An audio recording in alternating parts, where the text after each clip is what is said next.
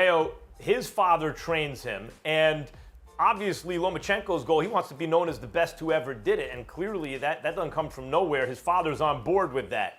But when your dad has said things like, my son's going to be the greatest ever and all this stuff, people have kind of belittled that. Do you see this at all as not only a fight between you two, but like kind of representing each of your fathers, in this case, boxing fathers? Oh yeah, of course. I mean, it's the father. What I say with me and my father is the father and son duo, and then you have Vasily Lomachenko and his father. So this is great, man. This is great for the sport. We're both going to come into our 16th fight, and this right now is huge. I'm about to make history, man. I'll be the first Latin just to become undisputed world champion for the first time, and that we're talking about fighters like Oscar De La Hoya, Roberto Duran.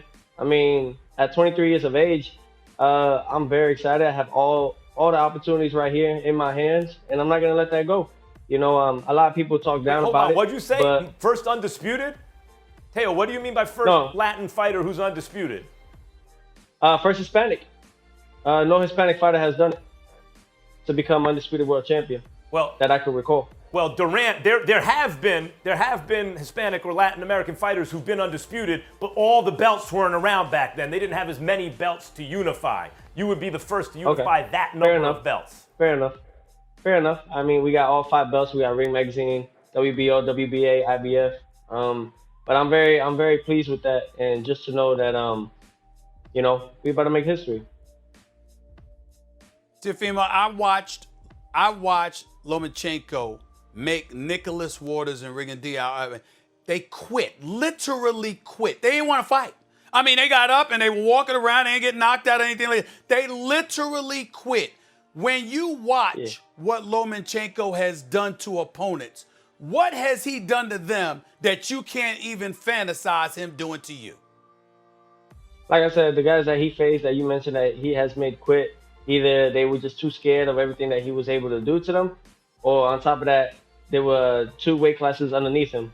I'm a big 135 pounder. I mean, I could be fighting at 140 right now, but I'm very comfortable at this weight, and everything that this man does do, that they say, he's decreasing, man. As I'm getting young, getting to, I'm not even in my prime yet, and I'm out here just outdoing guys. This guy, he's already on his way out, and it's showing. Your body can only take so much damage, and I guarantee you, we're gonna put some damage to this man.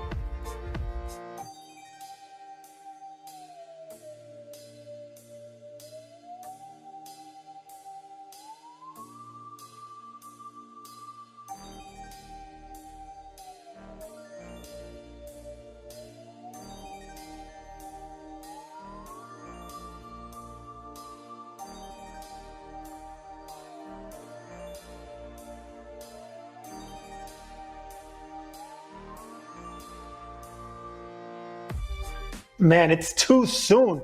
Dillian Whyte got knocked out cold. First of all, let me start here. Only great fighters come back from great knockouts like that. I mean, from knockout of the year type. I mean, he was out cold. Whyte was out cold by that left uppercut of Povetkin. That's 1.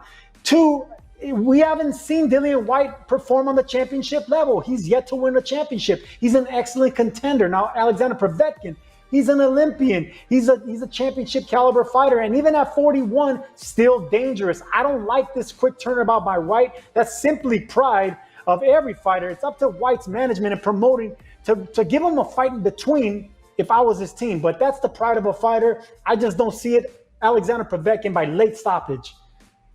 Hey, can we give Alexander Povetkin some credit? Obviously, his whole career is going to have that asterisk because of the PED use. However, this guy's about to face off in his 4th fight in 13 months, when most heavyweights are lucky to get out twice a year. This is a guy who's only been stopped 1 time, and that was by Anthony Joshua. This guy is game. He's a fighter. You never hear about him having contract disputes or holdouts. Eddie Hearn has praised this guy. Alexander Povetkin is a real pro, a true fighter. My hat's off to him, win or lose. This is the kind of guy that fighters should be looking at right now, unlike you, Sergio, who says you should wait for big fights, you should wait till there's crowds. This guy doesn't give a flying you know what. He wants to go in there and fight, and that's why he's had the career he's had. Hey, listen, I'm a big fan of Povetkin. When he fought Joshua and I was studying him, I knew how much of a threat he was going to be to Anthony Joshua. And you mentioned all his accolades, and he's doing this at 41 years old. Yes, I applaud Alexander Povetkin, but I am not applauding Dillian Whyte's team for taking this immediate rematch. When a fighter gets knocked out cold like that, he needs to get his bearings back. He can't go in there. He's going to be shell-shocked. He's going to be gun-shy. He doesn't know how he's going to respond to the first big punch. I don't like it, but they don't have no choice. He was at the cusp of fighting for a world championship, and now he's at the cusp of retiring if he loses one more time, especially if he gets knocked out. That's the beauty of boxing, but that's also the curse of boxing.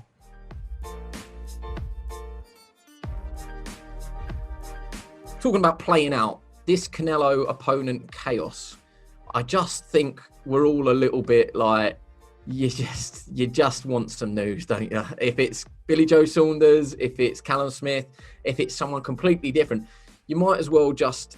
There's part of me that thinks, well, Callum Smith and Billy Joe Saunders should fight, but Canelo is people think it's a bad phrase, but he's the cash cow and the face of boxing at the moment, and he's calling the shots. But it is a pretty frustrating situation for everybody involved, because until he makes up his mind, nobody else can go with what they want to do, because you don't want to be the one that misses out on the payday if you're Callum Smith or Billy Joe Saunders or like another person. What do you reckon he's going to do?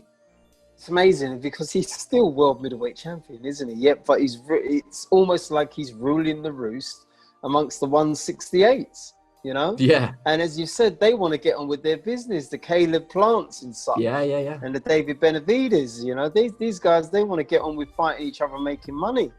You know, that in itself, a Plant Benavides fight is a super fight. That's a super trade fight. It's not, you know, sometimes I say super fight. And when I was growing up, I used to buy KO magazine, and every year you'd have 1981, the super fight was Leonard Hearns, and 1980 was Duran Leonard. So sometimes sometimes I exaggerate by saying a super fight, but that would be a really good boxing trade fight. Benavides. Yeah, I know what you mean though. You want quality champions to fight each other in their primes. Exactly, in their primes. Just like Spence Crawford. We're praying that someday does happen. And, it'd be a shame if it doesn't. But, back to Canelo, you just say something, or just say, right, listen, I'm wiping out 2020. You guys do your thing. I'll be back in 2020. He's running out of time, isn't he? He is running out of time, yeah.